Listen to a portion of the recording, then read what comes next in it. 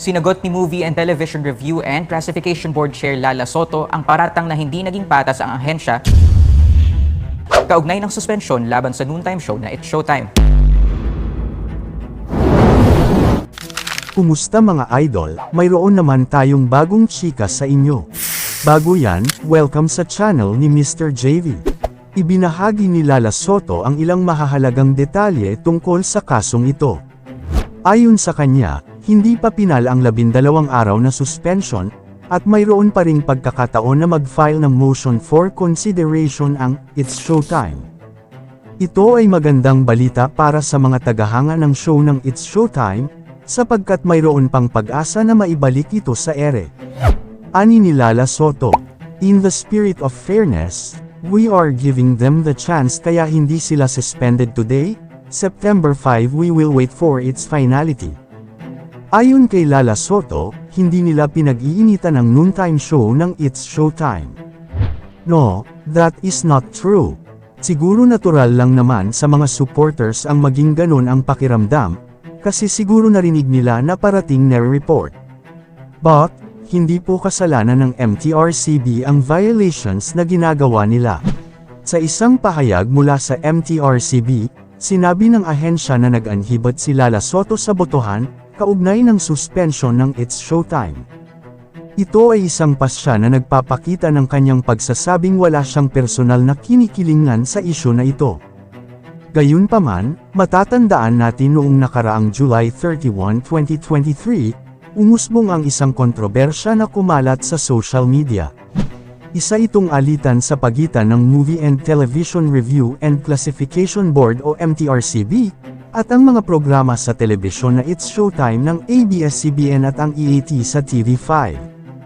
Ang lahat ay nagsimula noong iulat ng MTRCB ang kanilang pagpapadala ng notice to appear para sa producer ng It's Showtime. Ayon sa MTRCB, natanggap nila ang maraming reklamo mula sa concerned netizens, hinggil sa isang episode ng programa noong July 25, 2023. Ang mga reklamong ito ay nagmula sa mga alegasyon na ang naturang episode ay nagpapakita ng hindi disente at malisyosong kilos. Ito ay bahagi ng segment na tinatawag na Isip Bata, kung saan ang mga host ng programa ay sinusubuan ang mga pagkain gamit ang daliri. Sa nasabing episode, ang tanong ay, anong pagkain ang masarap semoten gamit ang daliri? Ang mga sagot ay galing sa survey sa mga bata, at kasama sa mga choices ang cake. Bawat choice ay ipinapakita kung paano semoten ang pagkain gamit ang daliri. Sa eksena ng pagtikim ng cake, napunta ito kay Ayon Perez, at dito nagsimula ang mga alegasyon. Samantala, si Vice Ganda naman, ay isa sa mga host ng It's Showtime, ay nagsabi na gawing slow-mo ang eksena at magdagdag ng background music. Ipinagbigay daan ito, at habang sinusubuan ni Ayon Perez ang icing ng cake. Matapos ang mga kaganapan, nagkaroon ng mga komentaryo mula sa kanilang mga co-host. Ang ilan sa kanila ay nagsabing gusto rin nila tikman ang cake.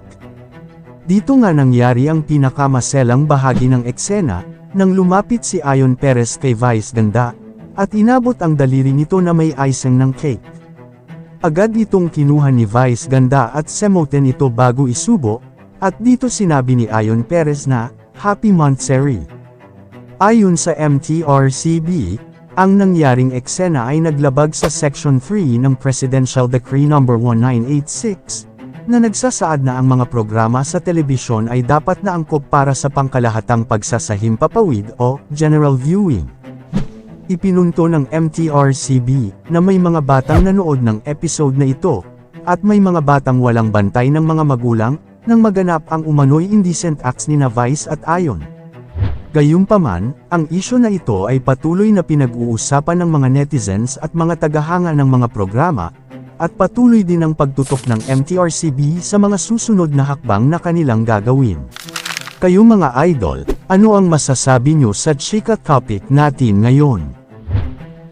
At syempre bago tayo magtapos sa ating video, ay inaanyayahan ko kayo na mag-like sa ating Facebook at mag-subscribe na rin sa YouTube, dahil malaking tulong na ito sa pag-grow ng aking channel, upang mas lalo pa ako na magsipag sa pag-upload ng mga videos na kagaya nito. Hindi naman ako nagmamakaawa sa inyo mga idol, pero sana maawa na kayo. Hanggang dito na lang ang ating video, maraming salamat sa inyong pagtambay, bye-bye.